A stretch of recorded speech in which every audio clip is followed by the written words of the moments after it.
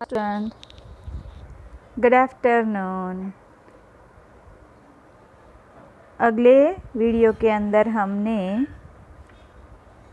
Chapter 4 कथनी और करनी की एक्सरसाइज की थी।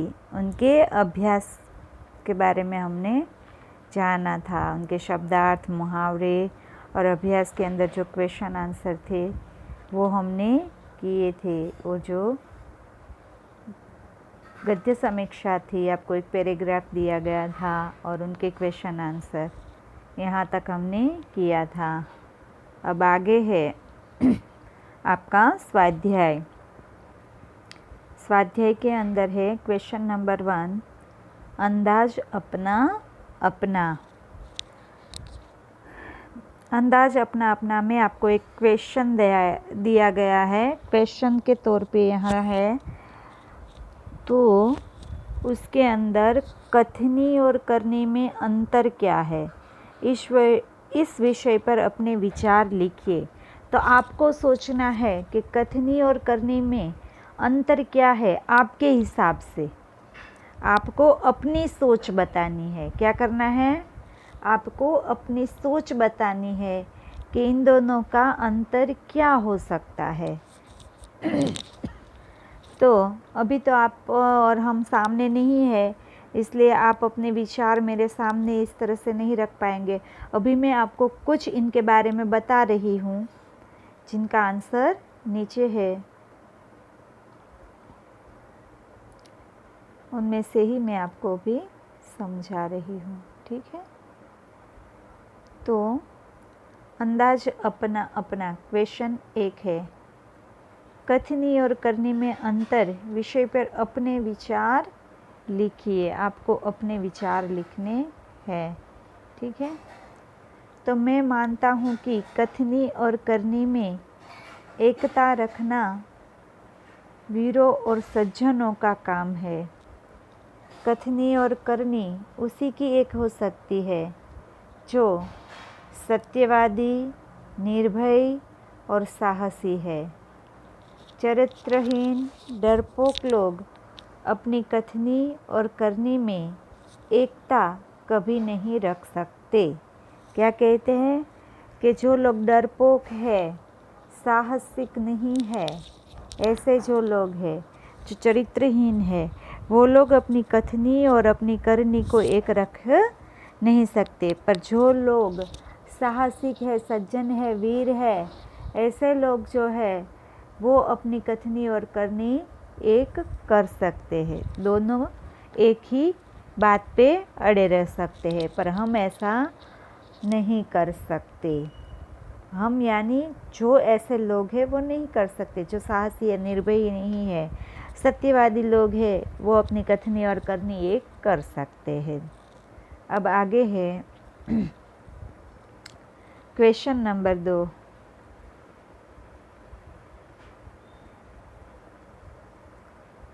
कथनी और करनी में अंतर। तो कि इन दोनों में क्या अंतर है, इस विषय पर आपके दोस्त ने जो विचार लिखे हैं उन्हें आपको पढ़ना है। तो आपके दोस्त का क्या विचार है इसके बारे में, यही हमें जानना है। आप अपने विचार तो दे ही रहे हैं, पर साथ में आपके दोस्त क्या कहते हैं इनके बारे में, ये हमें जानना है। तो कथनी और करनी में अंतर, इस विषय पर मेरे दोस्त ने लिखा है, मैंने बहुत कोशिश की कि मैं जैसा हूँ कि मैं जैसा कहूँ वैसा ही करूँ, परंतु मुझे सफलता नहीं मिली। मैंने एक दिन माँ से कहा कि कल मैं सुबह जल्दी उठकर टहलने जाऊंगा। दूसरे दिन माँ मुझे जगाते जगाते थक गई, पर मैं नहीं उठा। मेरी कथनी और करनी में हमेशा ज़मीन आसमान का अंतर रहा। मेरे विचार से कहना बहुत आसान है, पर अपने कहे हुए को व्यवहार में लाना बहुत मुश्किल है। फिर भी मैं कोशिश करूँगा कि मेरी कथनी और करनी में अंतर ना हो। यदि मुझे कुछ बनकर दिखाना है तो अपनी कथनी का करनी में बदलना ही होगा। क्या कहते हैं दोस्त आपके कि मेरी कथनी और करनी एक हो, ऐसा मैं करना चाहता हूँ। मैंने प्रयत्न भी किए पर मैं कर नहीं पा रहा हूँ। एक दिन मैंने तय किया कि जल्दी उठ के मुझे उसने एक दिन तय किया कि जल्दी सुबह सुबह उठकर उसे टहलने जाना था, चलने जाना था। पर उनकी माँ उसको जगा जगा कर थक गई, पर वो उठ नहीं पाता है, वो उठकर टहलने नहीं जाता। तो वो कहता है कि मेरी कथनी और करनी में हमेशा बहुत ही अंतर रहता है। लोग कह तो सकते हैं, कह तो देते हैं, पर जब करना होता है तब वो कर नहीं पाते। इसलिए अगर हमें जो जीवन में सफल बनना है तो हमारी कथनी और करनी दोनों को एक समान बनाना पड़ेगा, तभी हम अपने जीवन में सफल हो पाएंगे। ऐसा आपके दोस्त का कहना है। अब आगे है क्वेश्चन नंबर 3 करके देखिए। यहाँ आपको एक कोष्टक दिया गया है बच्चों। उस कोष्टक के अंदर से कुछ शब्द देखकर आपको उनके वाक्य बनाने हैं। यहाँ जो एक कोष्टक है ना, ये वाला कोष्टक, ये कोष्टक देखकर आपको इनके अंदर जो कोष्टक में दिए गए शब्दों को उचित क्रम में रखकर उदाहरण के अनुसार वाक्य लिखिए। तो यहाँ आपको उदाहरण दिए गए हैं वाक्य के। जो पहला है ना, तोड़ना फूल मना है, ऐसा, तो इनको सही क्रम में लिखना है। तो फूल तोड़ना मना है, इस तरह से लिखेंगे तो पूरा वाक्य बनेगा। यहाँ उदाहरण के तौर पे आपको नीचे लिख के भी दिया है, फूल तोड़ना मना है। तो इसी तरह यहाँ आपको अलग अलग शब्द दिए गए हैं, उन शब्दों को आपको जोड़ना है। तो इस तरह से यहाँ से आपको वाक्य को जोड़ के बनाना है। तो दूसरा है, मैं, यहाँ लास्ट से सेकंड वन की जो लाइन है उसमें है मैं, ये जो मैं लिखा है ना, ये मैं, फिर है ये मैं है, फिर हर रोज़, उनके बाद है खेलने, मैं हर रोज़ खेलने जाता हूँ। क्या आएगा? मैं हर रोज़ खेलने जाता हूँ, और हूँ कहाँ है? तो यहाँ। तो ये हो गया ना सेंटेंस। पहले आएगा मैं, फिर आएगा हर रोज़ खेलने जाता हूँ। ये हो गया आपका दूसरा वाक्य। अब इनके बाद और एक वाक्य बनेगा, सबको कथनी करने में समानता रखनी चाहिए। तो सबको कथनी करनी में फिर यहाँ से आएगा, यहाँ जो एक बार हमने ले लिया है ना में, ये दूसरी बार आएगा। सबको कथनी करनी में, सबको कथनी करनी में समानता रखनी चाहिए। ये है समानता, और रखनी, यहाँ है रखनी, और क्या है तो के चाहिए। तो ये हो गया आपका पूरा सेंटेंस के सबको कथनी करनी में समानता रखनी चाहिए। और अभी एक और सेंटेंस बनता है। तो ये है कि ये है ना, वे कहीं से,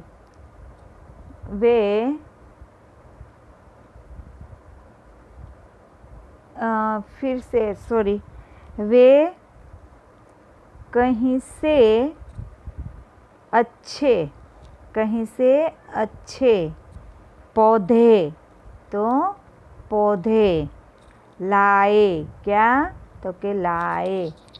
तो वे कहीं से अच्छे पौधे लाए, ये हमें लिखना है। ठीक है, ये हमारे तीनों के तीनों सेंटेंस है जो हमने करके दिखाए। ये थे आपके सारे के सारे वाक्य यहाँ बनाए हुए हैं हमने इनमें से देखकर।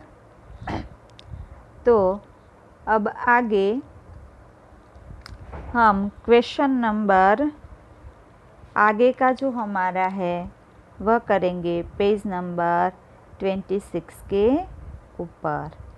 ठीक है, अब इनमें है भाषा सज्जता। तो भाषा सज्जता के बारे में यहाँ आपको कुछ कहा गया है। ये ऐसी भाषा सज्जता है जो आप हर रोज़ सुनते हैं, समझते हैं, पर उनको वो कैसे बनती है, उसे क्या कहते हैं, इनके बारे में यहाँ समझाया गया है। तो इनके अंदर हम जो कहावतें होती है, वो कहावतें कैसे बनती है, उसको कैसे प्रयुक्त किया जाता है, इनके बारे में यहाँ हमें बताया गया है। तो देखिए, रामजी भाई ने भैंस खरीदकर दूध घी बेचा और उसके गोबर की खाद से खेतों की उपज भी बढ़ाई। यह तो आम के आम और गुठलियों के दाम वाली बात हुई। क्या कहते हैं कि रामजी भाई ने भैंस का दूध भी बेचा, गोबर भी बेचा, उनका घी भी बनाया, तो सभी तरह से उसने तो उसका उपयोग कर लिया और सभी तरह से उसने उनकी उपज मिला ली। तो उन्होंने उनका अच्छी तरह से दोबारा भी उनका इस्तेमाल कर लिया ना, सब कुछ इस्तेमाल कर लिया, हर किसी चीज़ में से उन्होंने कमाई कर ली। इसलिए उसके बारे में ऐसा कहा जाता है कि आम के आम और गुठलियों के दाम। आम तो खा ही लिए, आम बेचकर कमाई कर ली, पर उनके अंदर से जो गुठली निकली है उनको अभी उपयोग कर लेते हैं, उनको भी छोड़ते नहीं है। ऐसे लोगों को जो दो तरह के लाभ पाते हैं उनको इसी कहावत से नवाजा जाता है कि आम के आम और गुठलियों के दाम वाली बात हो गई। तो यहाँ हमें रामजी भाई के बारे में बताया ना। तो यहाँ रामजी भाई भैंस के दूध को बेचकर पैसे कमाते हैं, भैंस के गोबर की खाद बनाकर उसका भी उपयोग कर लेते हैं। इस प्रकार दूध और खाद दोनों का उपयोग करके मुनाफा कमा लेते हैं। जैसे कि आम खाकर उसकी गुठलियों का भी उपयोग किया जाए। दोनों प्रकार से लाभ होने पर यह लोकोक्ति कही गई है। जिन्हें हम कहावत कहते हैं ना, उसे लोकोक्ति भी कहते हैं। लोगों द्वारा बनाई गई, लोगों ने उनके ऊपर अनुभव किया है, उसके ऊपर उनको जो महसूस हुआ है उनके बारे में यहाँ बताया गया है। तो लोगों के अनुभव पर आधारित और बाद में समाज में रूढ़ हो गई हो। ऐसी बात या उक्ति को कहावत कहते हैं। किसे कहावत कहते हैं? तो कि लोगों ने सालों से जिस बात को महसूस किया है, अनुभव किया है और उनके आधार फिर बाद में हमारे समाज में वो रूढ़ हो गया हो, उसको प्रस्थापित कर दिया, उसको ही मानना होता है, ऐसा रूढ़ हो जाता है। ऐसी बात या कोई उक्ति हो तो उसको हम कहावत कहते हैं। क्या कहते हैं? कहावत कहते हैं। ऐसी और भी बहुत सारी यहाँ कहावतें आपको दी गई है, जिन्हें मैं पढ़कर आपको सुना रही हूँ। साथ में उनके अर्थ भी दिए गए हैं।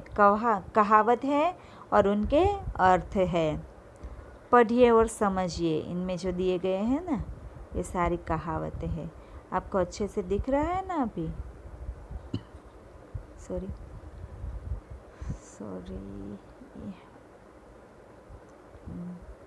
तो पहला है आम के आम गुठलियों के दाम। अभी जो हमने राम जी भाई के आधार पर समझा, उन्होंने क्या किया था? हाँ, तो दोहरा लाभ होना। आम के आम और गुठलियों के दाम, तो के दोहरा लाभ होना। दोहरा लाभ जो लेते हैं उनके लिए इस तरह की कहावत कही जाती है। और दूसरी है जैसी करनी वैसी भरनी। तो उनका अर्थ है कर्मों के अनुसार फल मिलना। तो कि जो लोग जो काम करते हैं उन्हीं के काम के अनुसार उनको उनका फल मिलता है। अगर वो अच्छे काम करते हैं तो उनको अच्छा फल मिलेगा, अगर वो बुरे काम करते हैं तो उनके कर्मों का फल उसको बुरा मिलेगा। तो कि जो जैसा करता है वैसा ही पाता है। तो कि जैसी करनी वैसी भरनी। आगे है तीसरी कहावत, साँच को आँच नहीं। तो उनका अर्थ होता है सच्चे व्यक्ति को कोई भय नहीं होता। क्या कहते हैं? कि साँच को आँच नहीं।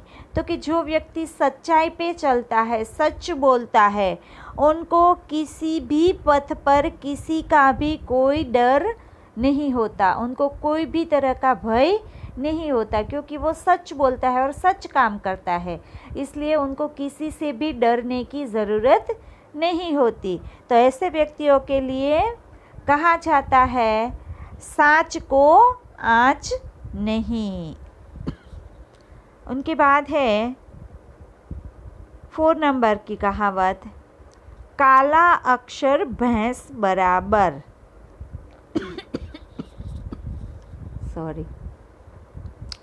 काला अक्षर भैंस बराबर। तो उनका अर्थ होता है बिल्कुल अनपढ़ होना। जो लोग बिल्कुल पढ़े लिखे नहीं होते हैं उनको हम बिल्कुल अनपढ़ कहते हैं। तो ऐसे जो लोग जिनको पढ़ना लिखना बिल्कुल नहीं आता, जो पढ़े ही नहीं, कुछ जानते ही नहीं पढ़ाई के बारे में, वैसे जो लोग हैं उनको अगर कुछ हम कहते हैं तो उनके लिए ऐसा कहा जाता है कि काला अक्षर भैंस बराबर। काला अक्षर भैंस बराबर। जो बिल्कुल अनपढ़ होता है, उनकी समझ में कुछ नहीं आता, ऐसे लोगों को हम काला अक्षर भैंस बराबर कहते हैं।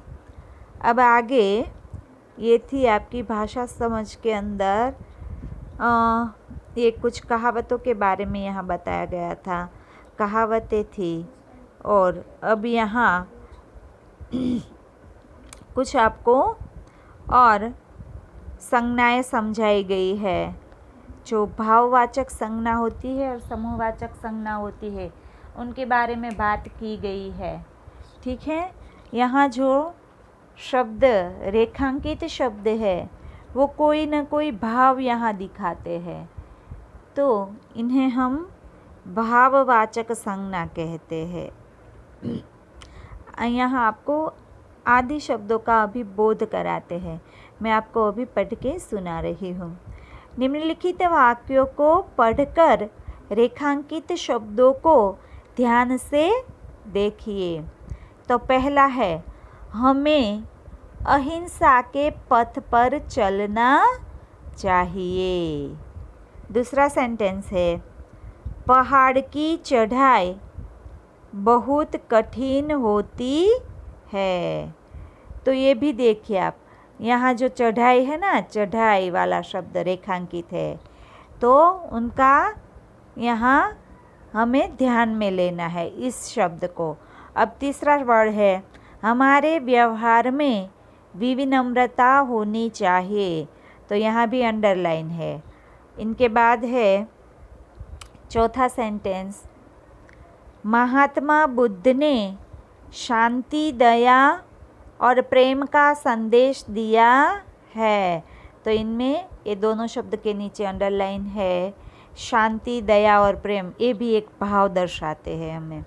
उनके बाद है पांचवा सेंटेंस तो कि क्षमा वीरों का आभूषण है। तो इनमें जो क्षमा है वो भाववाचक संज्ञा का निर्देश करती है। यहाँ 1 नंबर में है अहिंसा। अब जो उपर्युक्त वाक्यों में रेखांकित शब्द अहिंसा, चढ़ाई, विनम्रता, ये सारे जो हमें दर्शाते हैं ना, क्या, तो कि अहिंसा, चढ़ाई, विनम्रता, शांति, दया, प्रेम, क्षमा, ये सब क्या होते हैं, तो कि गुण, दोष, भाव, गुण, दोष, भाव, दशा आदि का बोध कराते हैं। किस किस का, तो कि इनमें गुण है, दोष है, भाव है और दशा है, आदि का हमें यहाँ बोध कराते हैं।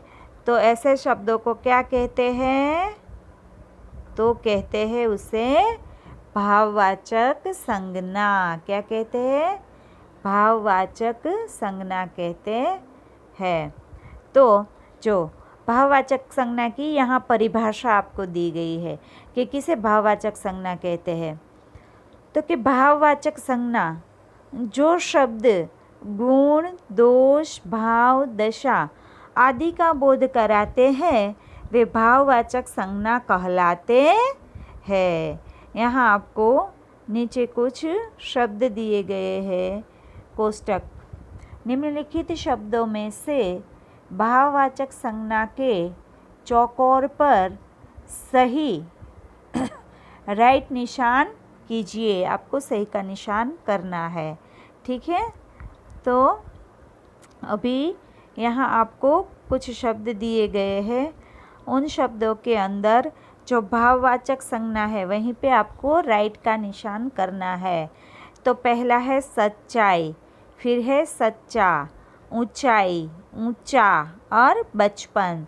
तो इनके अंदर जो सच्चाई है वो भाववाचक है, फिर ऊंचाई है वो भाववाचक है, बचपन है तो वो भी भाववाचक संज्ञा है। उसी तरह लंबाई ये भाववाचक संज्ञा है, अमीरी तो वो भी भाववाचक संज्ञा है, और फिर है बुढ़ापा तो वो भी भाववाचक संज्ञा है। ये सारी की सारी यहाँ आपको भाववाचक संज्ञा दी गई है। इनमें से आपको ढूंढ के, इस चकोर को ढूंढ के इनके अंदर से आपको पहचानना है, ठीक है बच्चों। आपकी समझ में आ रहा है ना ये भाववाचक संज्ञा वाला। ऊपर इनकी परिभाषा भी दी गई है, कैसे कैसे शब्द को भाववाचक बोलते हैं। तो कि जो गुण, दोष, भाव, दशा आदि का बोध कराते हैं उनको हम भाववाचक संज्ञा कहते हैं बच्चों। अब आगे है, जिस तरह से आपने भाववाचक संज्ञा को देखा उसी तरह अब आगे है समूहवाचक संज्ञा। ये समूहवाचक जो संज्ञा है इनके अंदर हमें कोई न कोई समूह का निर्देश मिलता है। आपको वहाँ किसी न किसी समूह की बात की हुई होती है, उसको हम समूहवाचक संज्ञा बोलते हैं। तो देखिए आपको यहाँ कुछ सेंटेंस दिए गए हैं इनके, जो इस प्रकार हैं। तो निम्नलिखित वाक्यों को पढ़िए, रेखांकित शब्दों को ध्यान से देखिए। पहला सेंटेंस है, रेलवे स्टेशन पर लोगों की भीड़ रहती है। तो यहाँ जो ये भीड़ वाला शब्द है ना, वो भीड़ कब होती है? जब एक समूह बड़ा वहाँ इकट्ठित हो जाता है तब भीड़ होती है ना। तो एक समूह हमें दर्शाता है ना। उसी तरह दूसरा सेंटेंस है, बच्चों की टोली होली खेलने निकली। क्या? तो यहाँ टोली शब्द है, वो हमें समूह का दर्शन कराती है। और उनके बाद है, सभा में कई लोग इकट्ठे हुए। तो एक सभा रखी गई थी, उस सभा में बहुत सारे लोग इकट्ठे हुए। तो वो भी कोई ना कोई एक समूह ही था, जहाँ एक से ज़्यादा लोग होते हैं, 2, 3 या 10 ऐसे हो जाते हैं। तो उपर्युक्त वाक्यों में रेखांकित शब्द भीड़, टोली और सभा, ये सारे के सारे क्या हैं? तो कि समूहवाचक संज्ञा कहलाते हैं। समूहवाचक संज्ञा के अंदर क्या क्या आएगा? तो कि ये भीड़ आएगी, भीड़, टोली और सभा, ये सब हमें एक समूह का दर्शन कराते हैं। तो इनको समूहवाचक संज्ञा कहते हैं। आपकी समझ में आ रहा है ना बच्चों? ये यहाँ इनकी परिभाषा दी गई है। रेखांकित शब्द में भीड़, टोली और सभा समूहवाचक संज्ञा कहलाते हैं। ठीक है बच्चों? तो आज का हमारा ये वीडियो यहीं तक रहेगा। अगले वीडियो में हम और नया चैप्टर करेंगे। ठीक है बच्चों? Okay, thank you. आज का आपका होमवर्क रहेगा क्वेश्चन नंबर 1, 2 और 3 जो है ना, जो शब्द बनाकर आपको शब्द में से ढूंढकर वाक्य बनाकर लिखने हैं। और इनके आंसर मैंने आपको यहाँ लिख कर दिए ही हुए हैं नीचे। इनमें से देखकर आपको ये लिखना है, ये तीनों के तीनों क्वेश्चन। ठीक है? और पेज नंबर पूरा ये जो हमने अभी ये सीखा ना, भाववाचक संज्ञा की परिभाषा और इसके आधार पर जो हमने सीखा, आगे हमने कहावतों के बारे में बात की, ये सब आपको अभी लिखना नहीं है। संज्ञा में अलग से आपको करवा के लिखवाऊंगी। ठीक है? अभी आपका होमवर्क सिर्फ 3 ही क्वेश्चन रहेंगे, क्वेश्चन नंबर 1, 2 और 3। समझ में आ गया आपको बच्चों? ये जो है ना, ये वाले क्वेश्चन 1, ये क्वेश्चन 1, 2 और 3, ये 3 ही आपको होमवर्क में अपनी नोटबुक के अंदर लिखने हैं। आपकी हिंदी की जो फेयर बुक है उसी में आपको लिखना है और उसी की आपको पिक बनाकर मुझे सेंड करनी है। या तो PDF बना लीजिए या उनकी पिक सेंड कर दीजिए। ठीक है बच्चों? Okay, thank you. आज का वीडियो हमारा यहीं तक रहेगा। बाय।